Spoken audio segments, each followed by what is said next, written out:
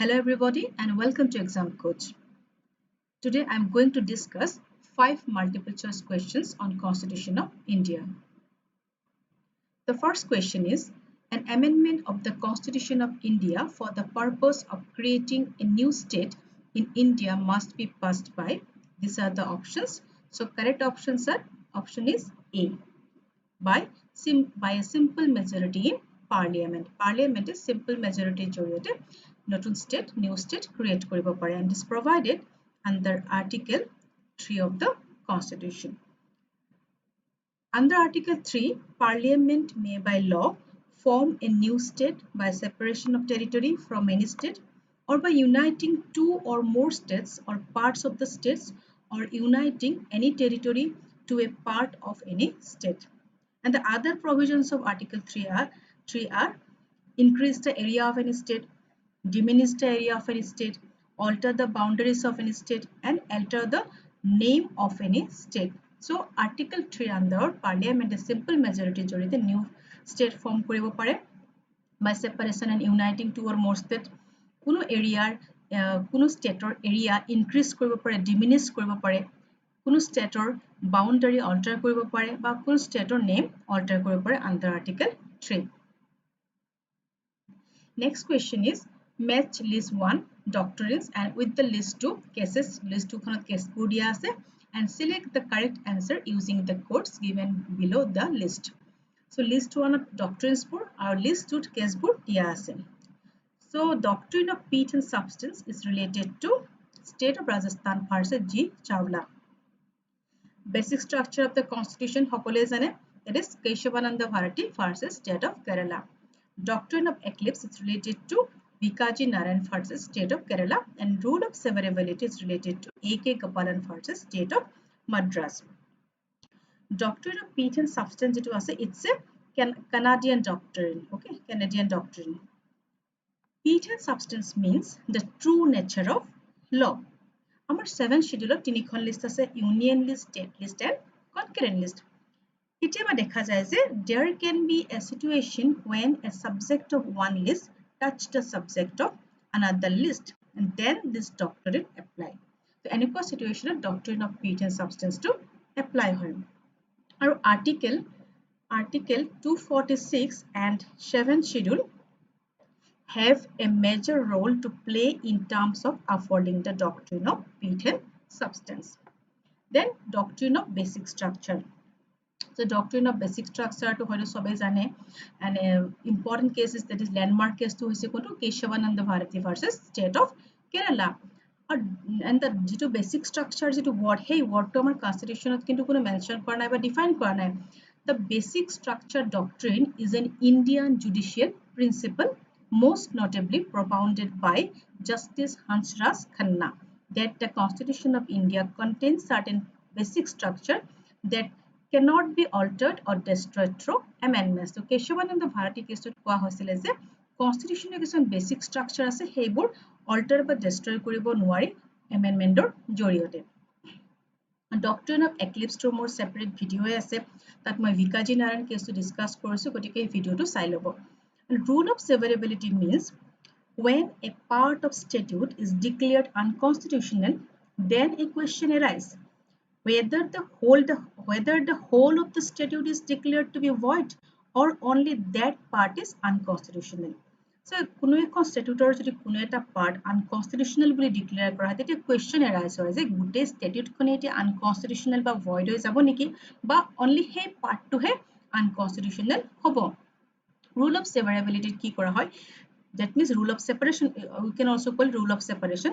তাত কি যেটো unconstitutional part সেই পাৰ্টটো যে unaffected কৰি দিয়া হয় আৰু তাৰ দ্বাৰা গোটেই statute-খন void বা unconstitutional হৈ না যায় আৰু A.K. Gopalan case হৈছে the important case of rule of severability.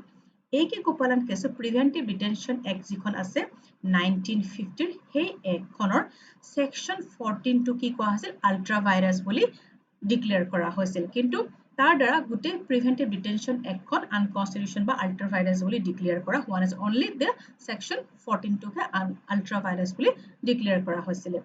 So the correct option is that is B. Third question is What is the full form of MPLETs in the MPLET scheme? So MPLET to current topics হয় মাজতে নিউজত খুব আছিল সকলোৱে নিউজত পঢ়িছে বা দেখিছে যেটো COVID-19 ক্ৰাইসিছৰ সময়ত MPLETটো সাসপেন্ড কৰি দিছিলে ওকে সো MPLETৰ ফুল ফৰ্মটো কি The correct option is that is B Member of Parliament Local Area Development Scheme ইয়াত দুটা অপশন আছে চাওক Member of Parliament Local Area Distribution Scheme গতিকে এই দুটা ওয়াৰ্ডৰ মাজত আপোনালোকে কনফিউজন নহব তো কাৰেক্ট অপশনটো হদায় কি হয় যে ডেভেলপমেন্টটো হয় ডিস্ট্ৰিবিউশনটো নিদিব যদিও কিছুমানৰ কনফিউজন হ'ব পাৰে ওকে আৰু যেটো এমপিলেট স্কিমটো সংসদ নিধি বুলিও কোৱা হয় সংসদ নিধি MPLETs has been suspended for 2 years in the wake of COVID-19 crisis, okay, and directed these funds to be transferred to the Consolidated Fund of India. Our MPLETs scheme, it's a government scheme launched on 23rd December 1993 23rd December launch kora hoisile. This central sector scheme was developed as an initiative to enable the parliament members to recommend development work in their constituencies based locally on felt needs. So, a MPLET scheme to joriote parliamentar member bor kisman fund dia hoy jar jore teoloke nijor constituency kisman development work kor his fund to ki teoloke spend koribo parisile okay aru ei je scheme ase MPLET scheme this scheme was started by our ex prime minister late PV Narasimha Rao eitu point to monot rakhibo okay aru etia je MPLET scheme ase at present it's administered by the Ministry of Statistics and Implementation at present Ministry of Statistics and Implementation are administer hoy ase kintu agote etu implement hoisile hetu asile apunar Ministry of Rural Development or dara hoisile gotike etu kotha monot rakhibo ei tinta point aplake monot rakhibo okay The MPLETs is planned scheme of fully funded by the government of India. Okay, the annual MPLETs fund entitlement per MP constituencies is 5 crore rupees. Next question is, which part of the Constitution of India refers to the responsibility of state towards international peace and security? It's a very easy question. That is directive principle of state policy. Our last question is, the provision of reservation for OBC is made in the Constitution under which article? Correct option is that is C, Article 15 Clause 4 and Article 16 Clause 4. Article 15 Clause 4, it determines two things, okay? First, socially and educationally backward class. Second is the limit of reservation. Our backward class is word hetu amar constitution ki define kora nai. Article 340 empower the president to appoint a commission to investigate conditions of socially and educationally backward classes, and on the basis of the report of the commission the president may specify as to who are to be considered as backward classes. So yet another questions frame hobo pare je under which article of the Constitution of India empowered the president to appoint a commission to investigate conditions of social and educationally backward class. The answer to Article 340 under empower kora hoy. Okay.